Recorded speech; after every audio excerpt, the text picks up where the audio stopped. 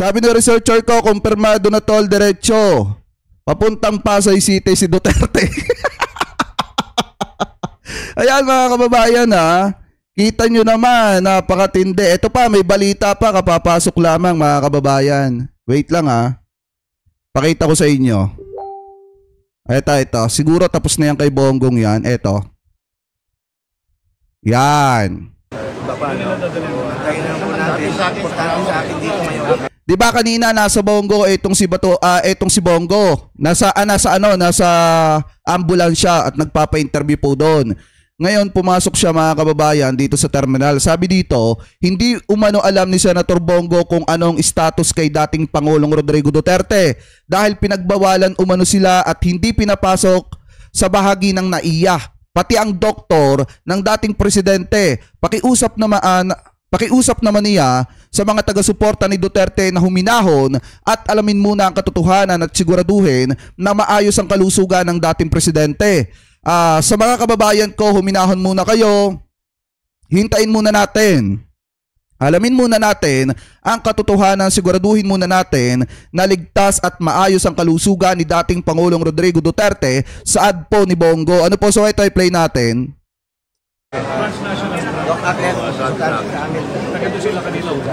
Kandun siya. Siya may andan na, pero hindi niya pinakita sa akin yung warrant of arrest. Kailangan talagang bantayan. Ang po pinangako ko, Pangulong. Ang liwanag ang sabi sasama ka sa poste, sabi sa ako. Makita niyo siya. Nakita ko lang sa video. Alam niyo po kung saan dinala? Hindi pa namin alam. Yun po ang alam pa namin. Sir, ano na pong next step po niyan, sir? Saan niyo kayo Pero papunta of course, sumusunod naman sa batas ni Pangulong Duterte. He is 8 years old. 8 years old na yung tatay.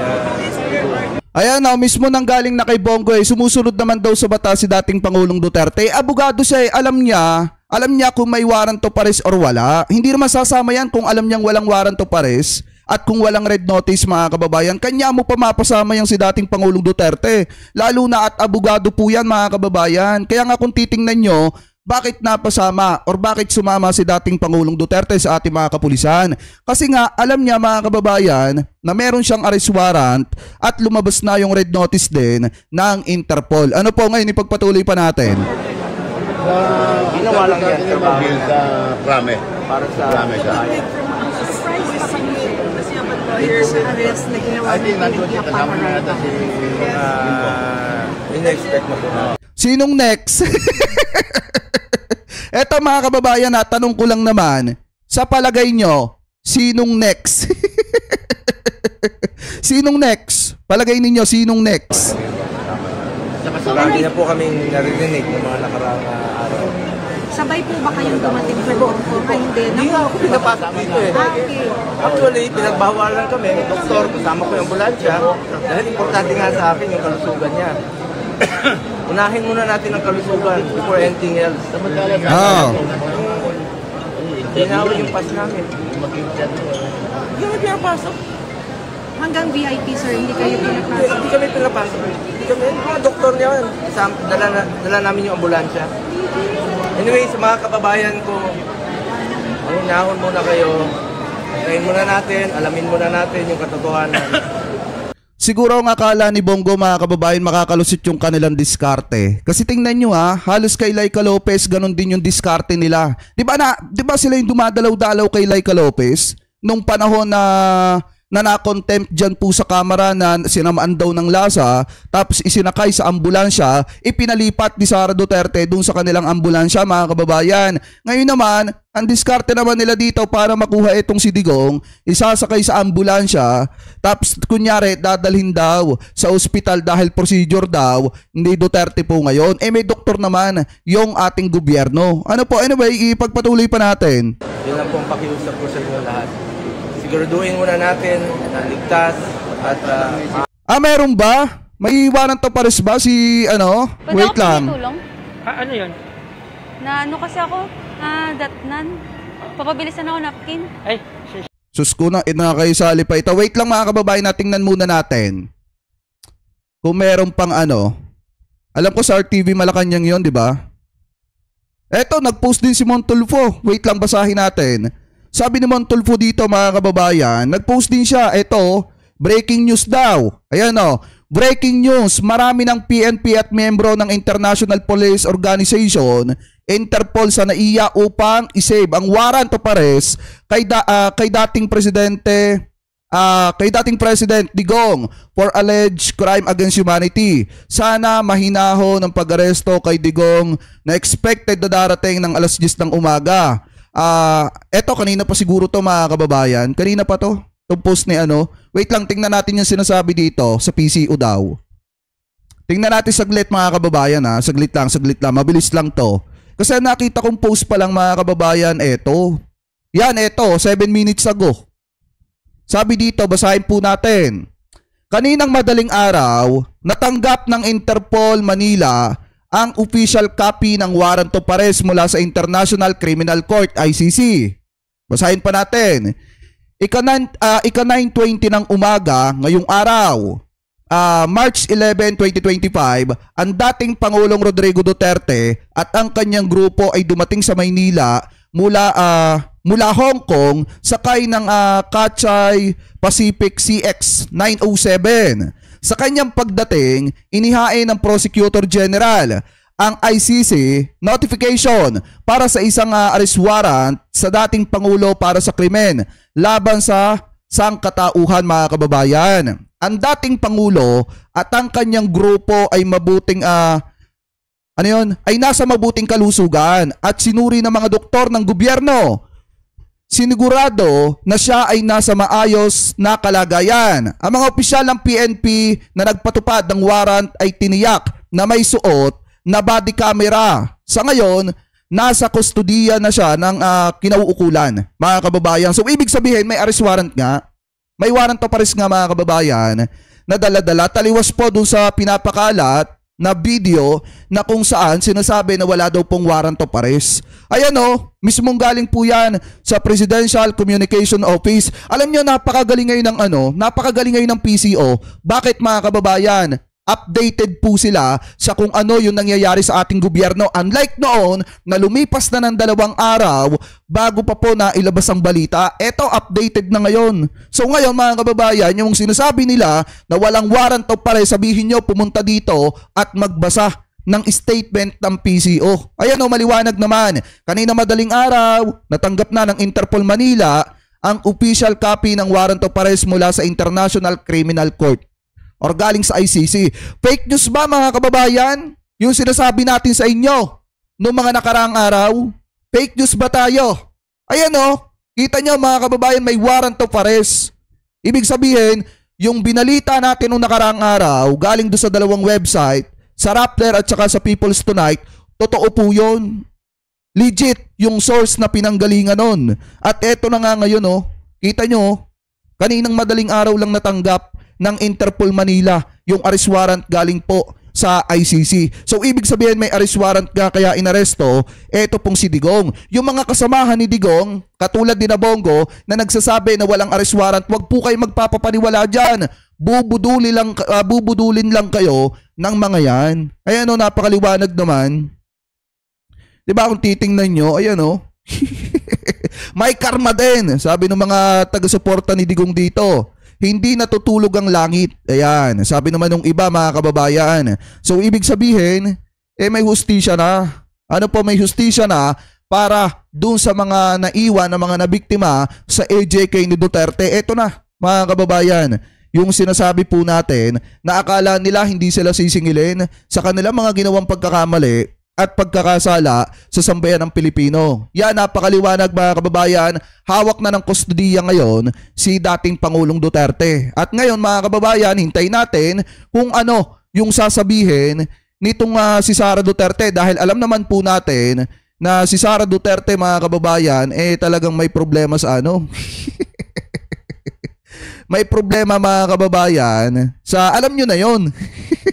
Dahil kung titingnan nyo, hindi naman ugali ng isang tao na magsalita ng mga ganitong klase kung wala pong nakikita na narcissistic personality disorder etong si Vice President Sara Duterte. Dahil kung titingnan nyo, ito isingit na rin natin. Etong nakita nating video mga kababayan na kung saan since na-aresto na etong si Duterte at nasa kamay na ng ating mga otoridad, papayag ba kayo mga kababayan na magluluklok ulit kayo ng tao na may ganitong problema sa pag-aano di umano? Mga kababayan, ano po, ito i-play po natin.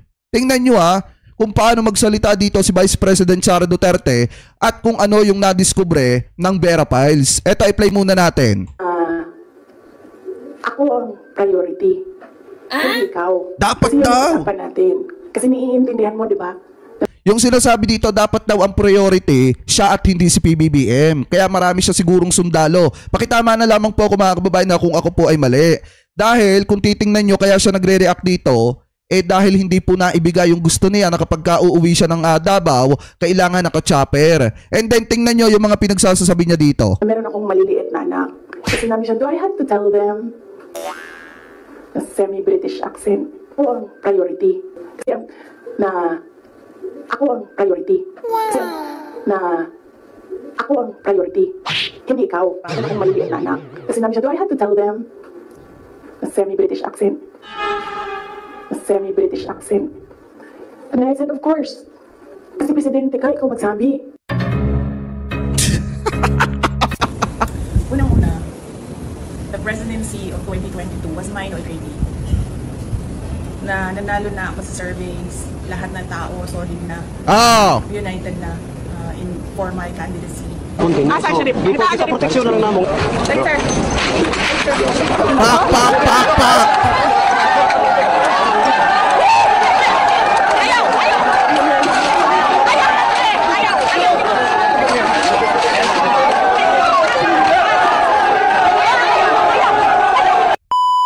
Yes. I would like to forgo the opportunity to defend the budget in a question. Ito kaya ko ipinapakita sa inyo to mga kababayan, since nakulong na nga etong si Digong at hawak na nga ng ating at nasa kustodiya na ng ating mga kapulisan mga kababayan ng kinauukulan, ipupush nila ngayon. Ipupush nila na manawagan ng kaguluhan. And answer format.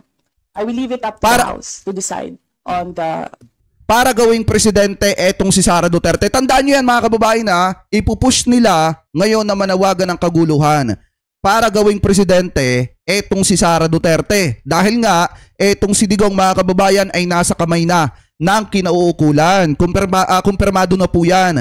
Dahil binasa naman po natin itong balitang ito na sinasabi dito na nasa kamay na ng kustodiya eto pong si Duterte. Nasa kustodiya na pala ng kinauukulan itong si Digong. At may warrant of arrest po yan mga kababayan. Ngayon, ipupush nila na magkaroon ng people power tree para itong si Sara Duterte gawin po nilang presidente. Papayag ba kayo na ang magiging presidente natin ganito? budget submitted. Diba papayag ba She may kayo? not like my answer. She may not like how I answer. She may not like the content of my answer. But I am answering. Imagine myself cutting his hand. Payag ba kayo? Gusto ko, ganun din ang gusto ko gawin doon sa mga gusto ko. Ang galing yung ulo niya ba? Hindi ko alam. Pero isang beses sinabihan ko talaga si Senator Amy. Sabi ko sa kanya, kung hindi kayo tumigil, huhukayin ko yung tatay ninyo. Itatapon ko siya sa West Philippine Sea. Sinabihan ko si Senator Amy. One of these days, pupunta ko dun, kukunin ko yung katawan ng tatay niyo. Tapon ko yan dun sa West Philippine Sea. Huwag kang mag-alala, ma'am, sa security Ayan ko. pa. Kasi may kinausap na ako na tao. Sinabi ko sa kanya, kapag pinatay ako, patayin mo si BBM. Ay, take note mga kababayan after ni Duterte may susunod po. May susunod mga kababayan. Hintay-hintay nyo lamang po sa mga susunod na araw or susunod na linggo. After ni Digong, may susunod pang isa. After ni dating Pangulong Duterte, may susunod pa pong isa. Isang Araneta at si Martin Romales. No joke. No joke. Nagdilin na ako, ma'am. Pag namatay ako, sabi ko, huwag ka tumigil na hanggang hindi mo mapatay sila. Ah. And then he said yes. I did not make an assassination threat to the president. Sila lang nagsasabi niyan. Sila lang nagsasabi may assassination. Sila nagsasabi may assassin, may gunman. Next po, GDP. Not say that. Putang ina ninyong lahat. Martin Romualdez, Lisa Marcos, Bongbong Marcos. Ayan, napakaliwanag mga kababayan ha. Napakaliwanag po na etong si Sara Duterte talagang may problema talaga sa ano. Alam niyo na yun mga kababayan kasi nadiskubre naman po yan ng Vera Files. Sabi po kasi dito, eto ayon po sa Vera Files, eto daw. What do we do with VP Sara Duterte? The first thing, she needs a long-term psychotherapy. The second is to ban her from the public office mga kababayan. Bakit daw? Sara Duterte, I believe, is sick of narcissistic personality disorder as others in her family are. That is as much as many viewers have analyzed in her grand meltdown or yung ano niya dun sa camera mga kababayan. Before a live coverage of the House Appropriation Committee hearing last August 27, she simplified collapse in the weight of her image, ego mga kababayan. So kung titingnan nyo, hindi nyo naman din maikakaila na napapansin nyo kay Vice President Sara Duterte na kailangan po talaga ng psychotherapy. Kasi nga mga kababayan, may mga action siya na hindi po ginagawa ng normal na tao. So ngayon, kung titingnan nyo mga kababayan, since eto pong si Duterte, nasa kamay na or nasa kustodiya na ng ating mga kinauukulan, ipupush nila yan. Mananawagan sila dyan na magkaroon ng kaguluhan, mananawagan sila dyan na yung mga didisit gumawa ng marahas na aksyon para isigaw at patalsikin patalsikin etong si PBBM sa kanyang gobyerno at para isigaw na si Sara Duterte